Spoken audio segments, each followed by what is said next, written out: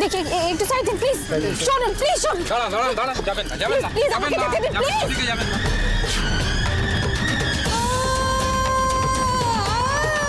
এই বডিটা তোলার ব্যবস্থা করো।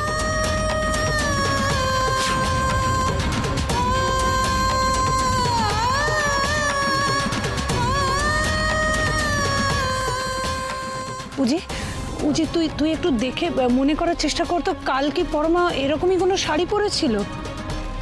বৌমনি, এসব কথা তো আমরা পরেও ডিসকাস করতে পারি। ডিসকাস করার আর কিছু নেই উঠি, আমি আমার ডিসিশন নিয়ে নিয়েছি বৌমনি। আর সেটা জানানোর কাউকে আমি কোনো প্রয়োজন মনে করি না। হ্যাঁ বৌমনি, তো এই শাড়িটাই মিস্টার চ্যাটার্জি, মিস্টার চ্যাটার্জি, এরকম হতে পারে না, হতে পারে না।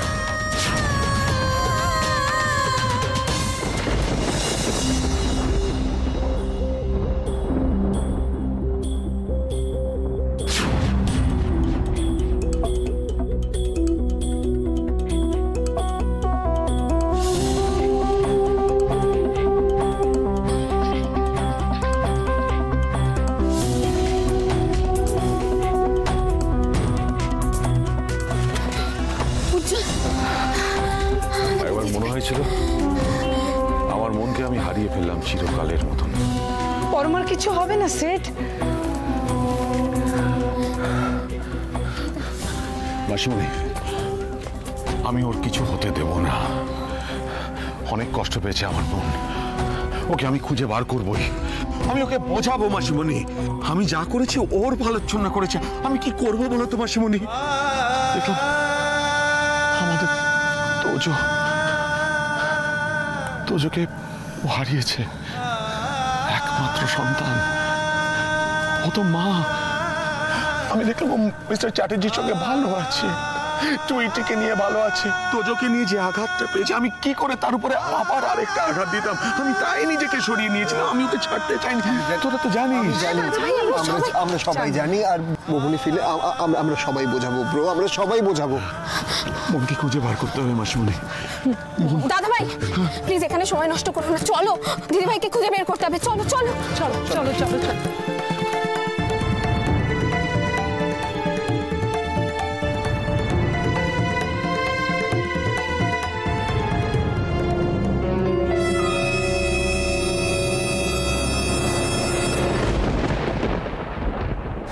ময়না মা এসেছে। বাহ, তোমার কাছে গিয়ে তো বেশ চুপ করে গেল। খাচ্ছে না? ওই একটু আর কি খাচ্ছে। আরে আরে আরে, আমি থাকতে তোমরা এসব করছো কেন? দাও ওকে আমার কাছে দাও।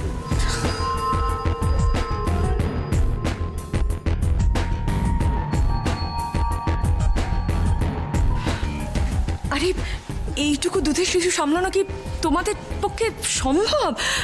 ভালো করে তো ধরতেই পারছো না। দাও দাও, আমায় দাও। না না, আমি পারবো পারবো আমি। হ্যাঁ দেখো খাচ্ছে।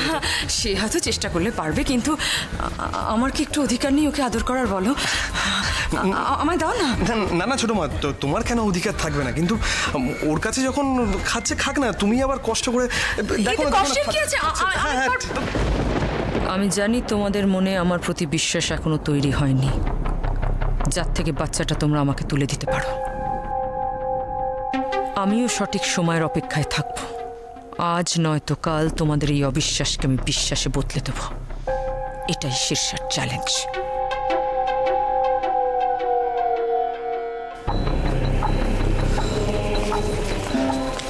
দেখি আমাকে দাও দাও। ওই বাবালি, এই যে আমার কাছে, আমার কাছে এই যে দেখি এটা দাও দাও। ওলে বাবালি, কাঁদে না, ছো না ছো না ছো না, তুই ছো না, তো কাঁদি না।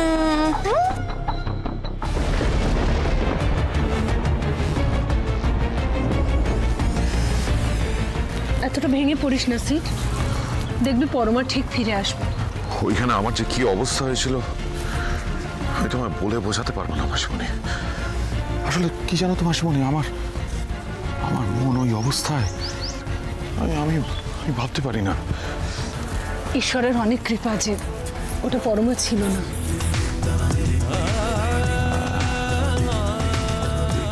কিন্তু যতক্ষণ না আমি আমার মনকে খুঁজে পাচ্ছি ততক্ষণ আমি শান্তি পাবো না মাসিমণি। মাসিমণি, আমার মন বড় অভিমানী। ও রাতে বলেছিল ও মরে গেলেই শান্তি পাবে। মাসিমণি, আমায় বলতে পারো আমি কি করলে আমার মন শান্তি পাবে, সুখে থাকবে? সুখ দুঃখ কি আমাদের হাতে রে? আমরা সবাই তার হাতের পুতুল। তিনি যেমন ভাবে নাচাবেন আমাদের নাচতে হবে।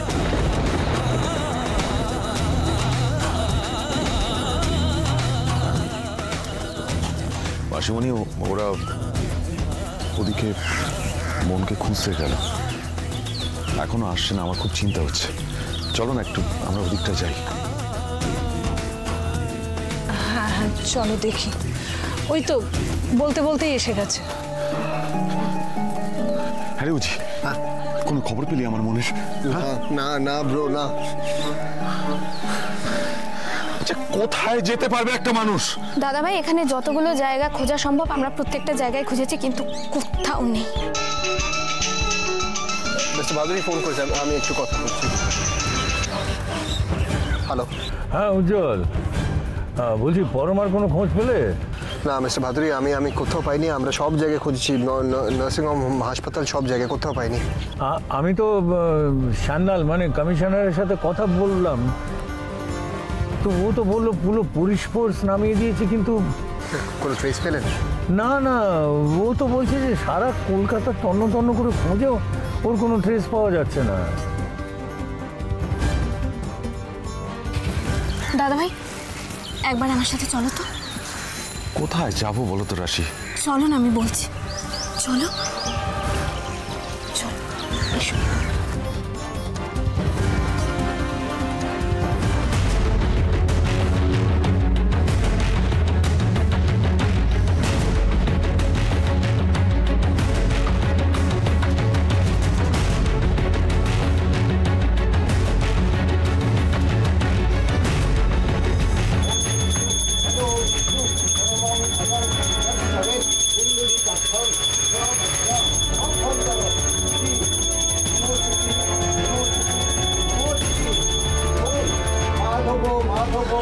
রাশি, আমরা এখানে কেন এলাম?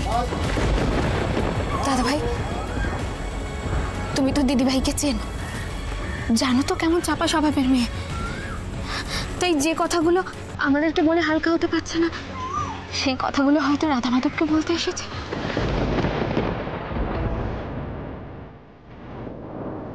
বলছি, তুমি একটা কাজ করো না, তুমি এই পাশটা দেখো, আমি মন্দিরের ভেতরে গিয়ে দেখছি। হ্যাঁ রাশি, হ্যাঁ, তোমার রাধা মাধব আমাদের খালি হাতে ফেরাবেন না বলো? আমার রাধা মাধব কখনো কাউকে খালি হাতে ফেরেন না।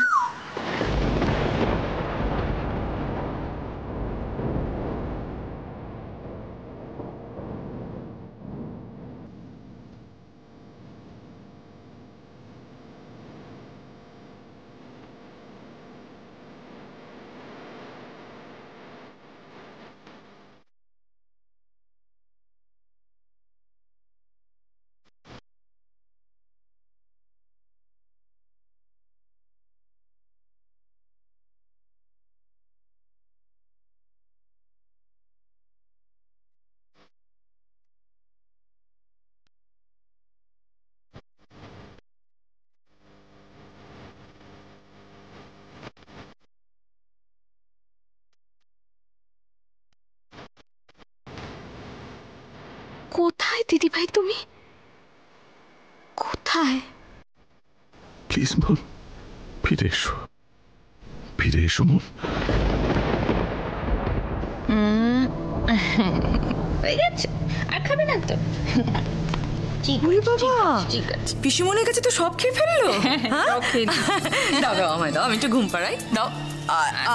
ওলে বাবালে, ওলে বাবালে, ওলে বাবালে।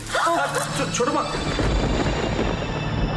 বাচ্চাদের খাওয়ার পর এরকম করে ঢেকুর তোলাতে হয়, নাহলে হজম হয় না। অবশ্য তোমরাই বা জানবে কি করে।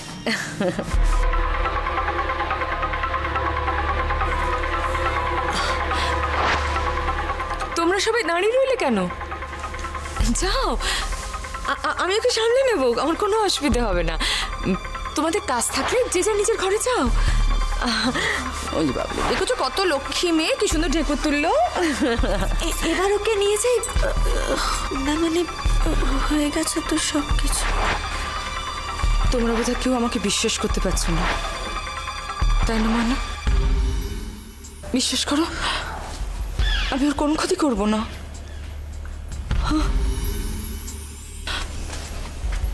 তোমরা যাও, আমি আছি, যাও।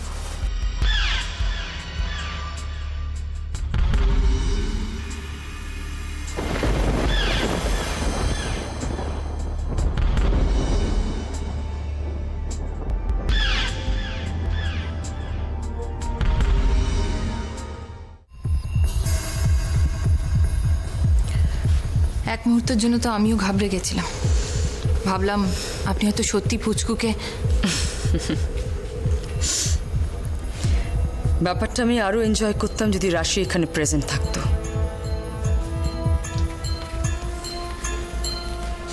ভয়টা আমি ওর চোখে দেখতে চাই। উষ্মি, তুমি কাউকে ভয় পাও না, তাই না রাশি? এবার দেখো দেখো আমি কি করি।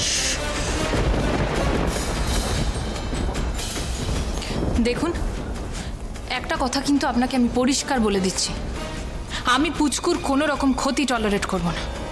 আফটার অল ও আমার ছোটদার মেয়ে, আমাদের ফ্যামিলি ব্লাড। হ্যাঁ, আপনি রাশিকে শাস্তি দিতে চান ঠিকই, আমি আপনার পাশে আছি, কিন্তু সেটা কখনোই পুচকুর কোনো রকম ক্ষতি করে না। এটা তুমি ভাবলে কি করে উষ্মি? এটুকু বাচ্চার আমি ক্ষতি করব? ছি ছি ছি, তোমার মনে এলো কি করে এরকম কথা? আমি তো শুধু রাশিকে শাস্তি দেওয়ার কথাই বলছিলাম।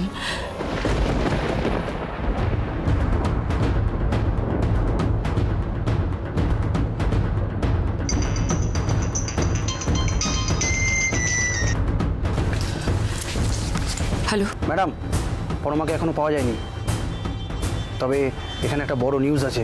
কি নিউজ? সিদ্ধার্থ ফিরে এসেছে।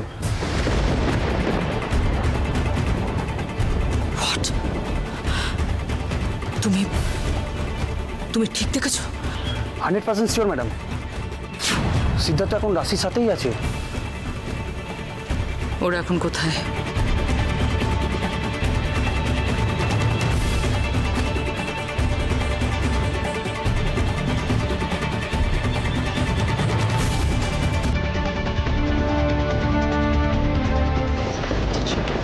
ছোট ফোন পেয়েছিস? পরমার কোনো খোঁজ দিয়েছে?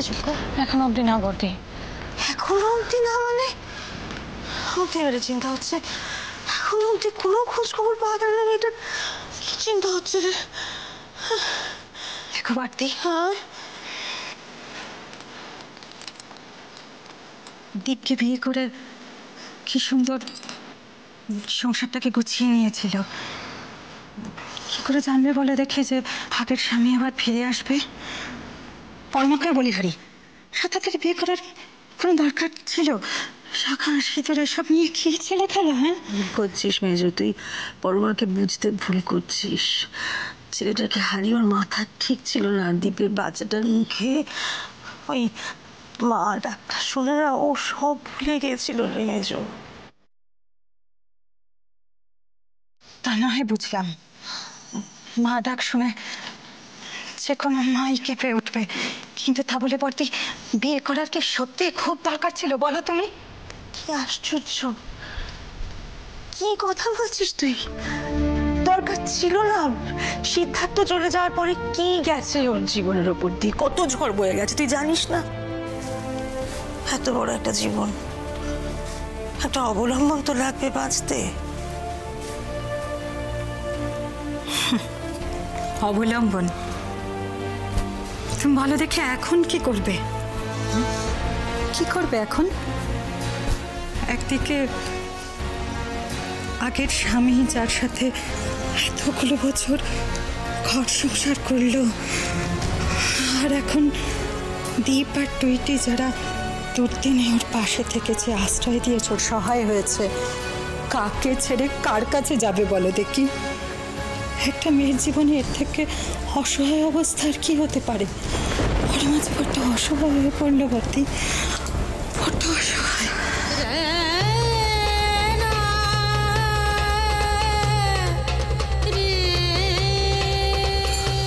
মিস্তি,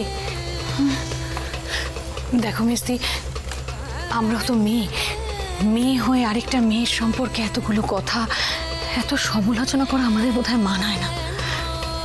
দেখো, দূর থেকে না অনেক কিছু মনে হয় জানো তো, কিন্তু যার সঙ্গে ঘটে না, হ্যাঁ গো, সেই বলতে পারে যে আসল ঘটনাটা কি। কতটা কষ্ট পেয়েছে বলো তো বড় মা, যেভাবে বাড়ি ছেড়ে চলে গেল। ছোট, হ্যাঁ, চলে গেল না, হারিয়ে গেল। ইচ্ছা করতে পারে না এমন তো কোনো কাজ নেই। তোমরা শুধু শুধু চিন্তা করছো।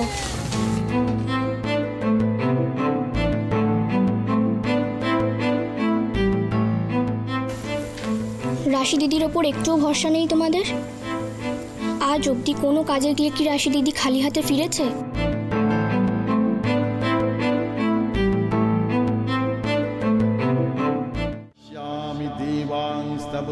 আমি দাদা ভাইকে কত বড় মুখ করে বললাম তোমার দরজা থেকে কেউ খালি হাতে ফেরে না, আর তুমি আমার এটুকু কথা রাখলে না রাধা মাধব। আমি জানি তুমি এত নিষ্ঠুর নও রাধা মাধব, তাহলে কেন তুমি দুজন মানুষের ভালোবাসা নিয়ে এত বড় পরীক্ষা নিচ্ছ? যদি এটাই তোমার ইচ্ছে ছিল তাহলে কেন মিস্টার চ্যাটার্জিকে দিদিভাইয়ের জীবনে আনলে?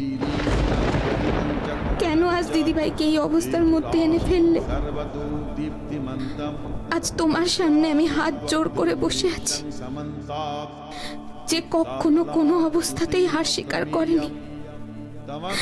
রাশি, হ্যাঁ রাধা মাধব,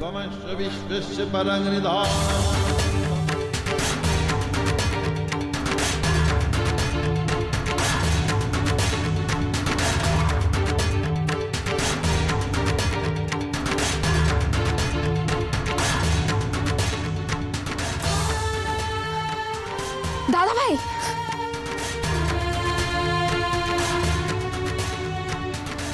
দাদা ভাই চলো আমার সঙ্গে, চলো, এসো এসো দাদা ভাই।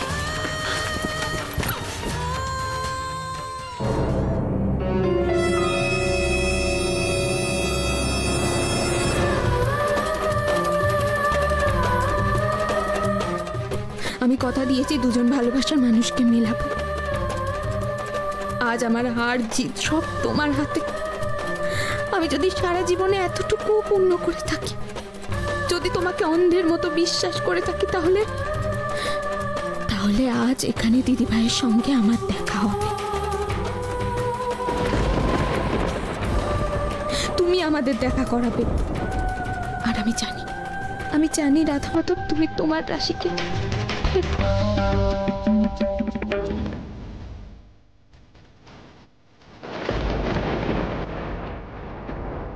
দিদিভাই, এই তো দিদিভাই। আমি জানতাম রাধা মাধব, আমার বিশ্বাস তোমার প্রতি কিছুতেই হারাতে পারে না, কিছুতেই না। দাদা ভাই তাড়াতাড়ি এসো। দিদিভাই,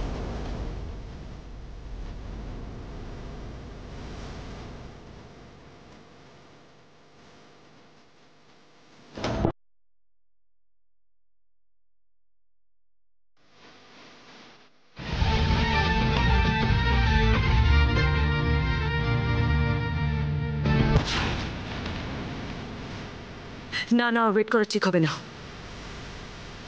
একেবারে শেষ করে দাও।